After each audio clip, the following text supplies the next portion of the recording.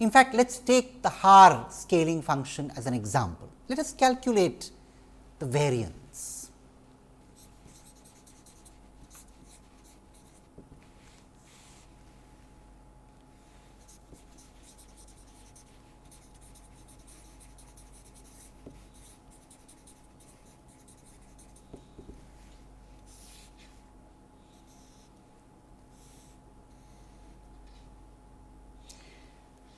You see, the Haar scaling function phi of t is 1 between 0 and 1 and 0 else, and then of course, it is very easy to write down the density here.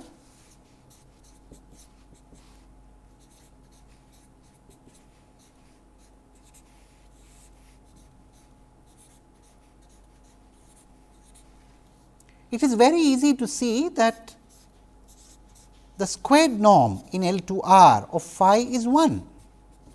It is essentially the integral phi t mod squared d t over all t, easily seen to be 1. And therefore, very luckily p phi t looks very much like phi t. This is how p phi t looks.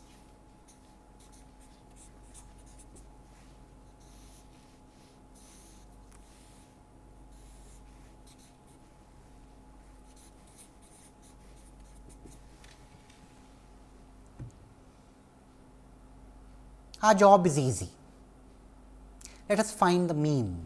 In fact, even before I formally set out to find the mean, I can estimate the mean graphically. The mean is going to be in the center at half, that is obvious, but let us do it formally. So, T 0 would be integral T p phi t d t over all t, and this essentially amounts to integral t d t from 0 to 1. So, I have replaced p phi t by 1 and I have replaced the limits by 0 to 1, and this is obviously t squared by 2 evaluated from 0 to 1, which indeed is nothing but half, as we expected. So, the mean is indeed half.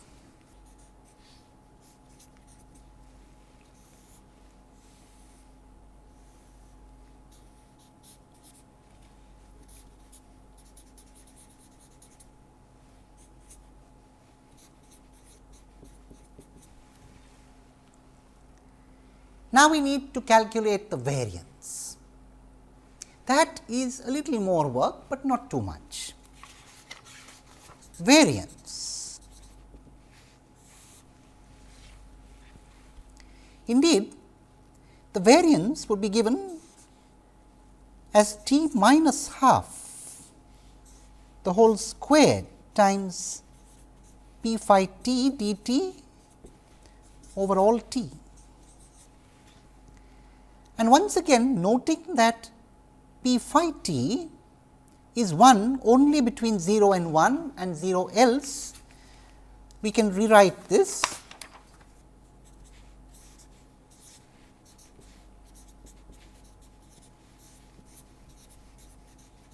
t minus half the whole squared d t. And if I care just to replace t minus half by another variable lambda, I would get this to be, well, when t is 0, lambda would take the value minus half, when t is 1, lambda would take the value half, and this would be lambda squared d lambda to be integrated. And then we have an easy expression.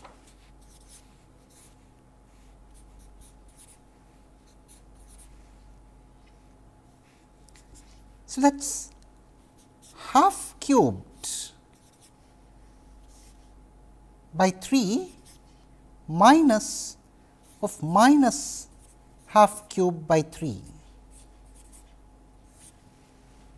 and therefore, you have 2 times half cubed by 3, which is 2 by 3 into 1 by 8 or 1 by 12.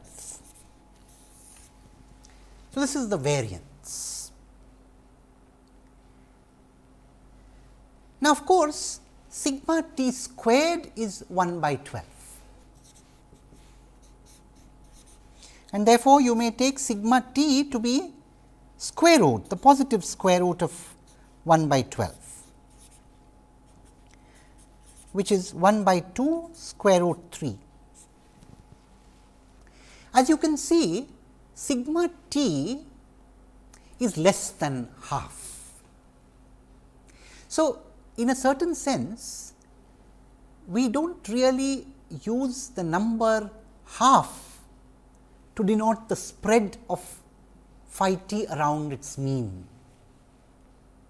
The variance does not say it goes all the way to half, it says the spread is a number slightly less than half. Most of the energy is contained in that region around the mean captured by the variance. In fact, if you wish to be very specific, the fraction of the energy contained here would be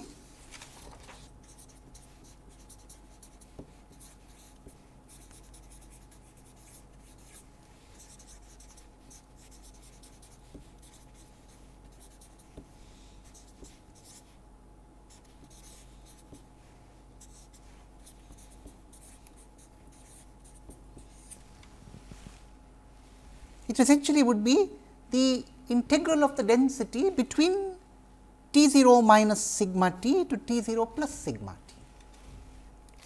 So, that would essentially be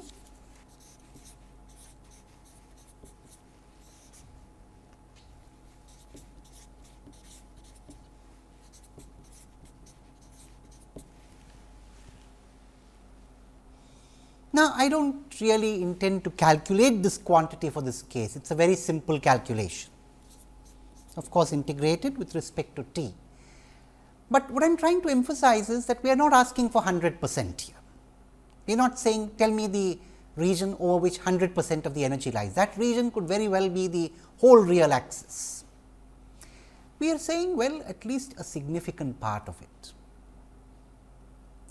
Now, in this particular case, maybe it is a good idea to actually calculate it. How much is this really? So, it is actually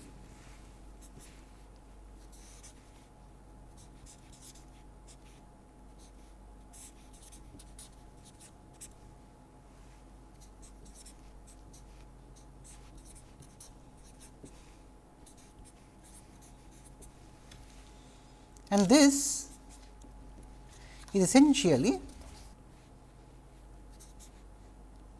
so, it is t evaluated from half minus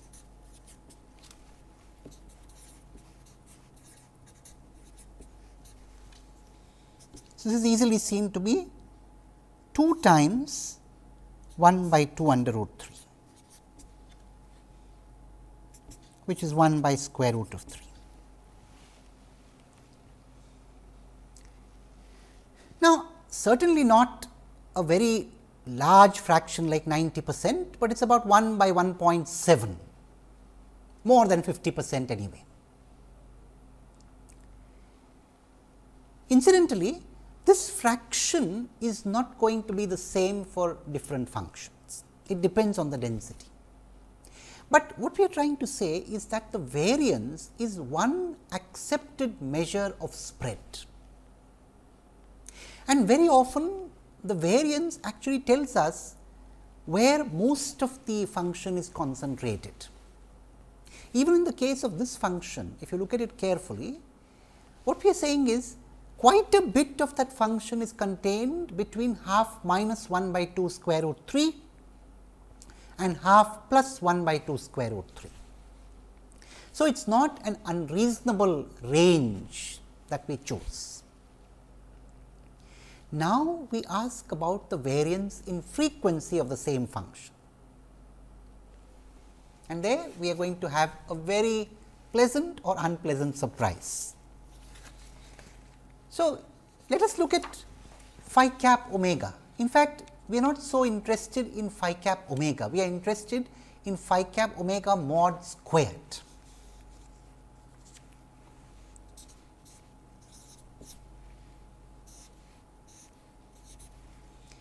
And that has the form essentially sin omega by 2 by omega by 2 the whole squared mod.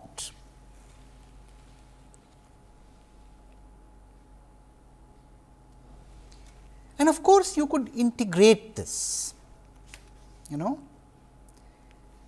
Indeed, as you know, the integral of phi cap omega mod squared d omega divided by 2 pi would essentially be the norm of phi L2R norm of phi the whole squared, which is easily seen to be 1.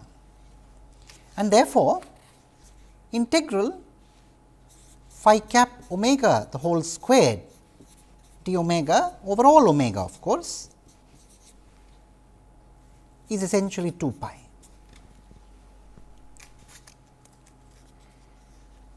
Therefore, we essentially look at the quantity mod phi cap p phi cap rather, which is essentially of the form phi cap omega the whole squared divided by 2 pi. And let me sketch this. In fact, we are familiar with it. It would have an appearance like this.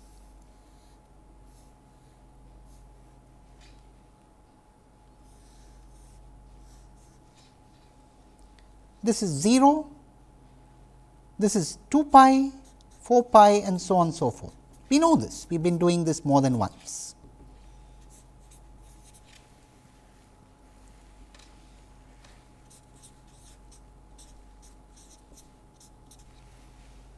Now, it is very easy to see what the mean of this function is.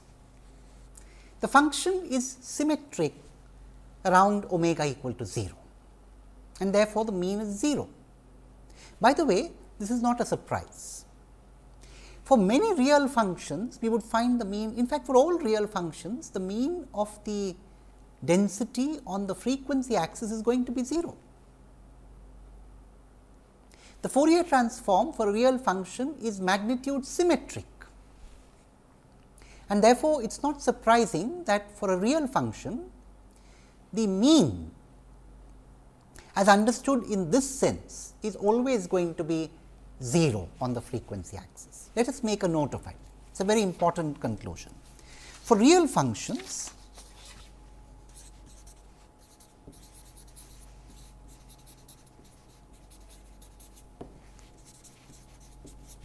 x cap omega is magnitude symmetric.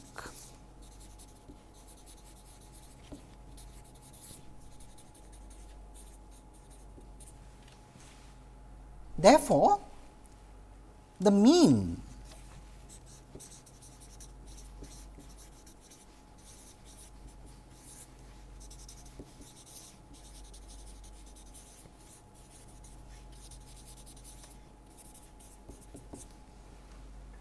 is 0.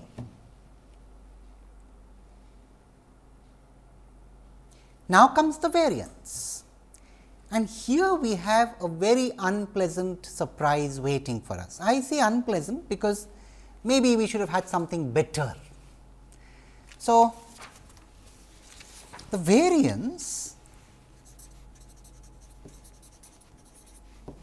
of phi cap would be calculated as follows: integral over all omega, omega minus omega naught the whole squared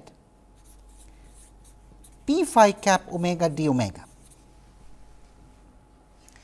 And if we make the required substitutions, we have this is essentially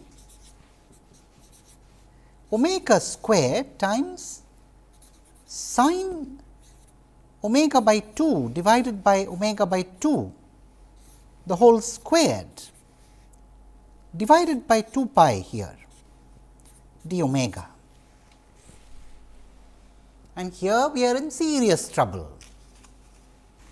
This is integral minus to plus infinity 1 by 2 pi sin squared omega by 2 times 4. So, 4 goes up there d omega, and this is not important, it is just a constant, but this is trouble. We are in serious trouble here. In fact, let me sketch what we are trying to integrate here. We are trying to integrate this function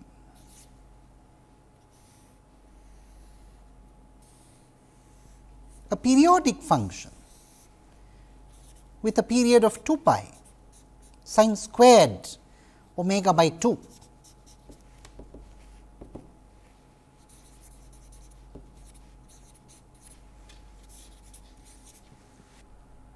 Serious trouble, as I said.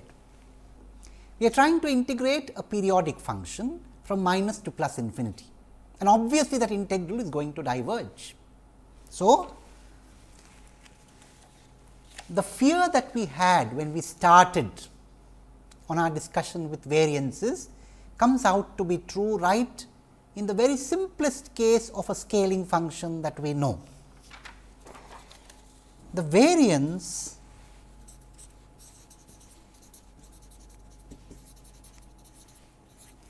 of phi cap is infinite.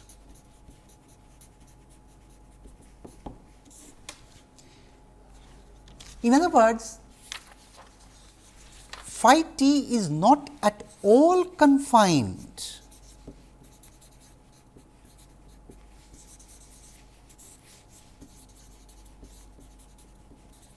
in the frequency domain.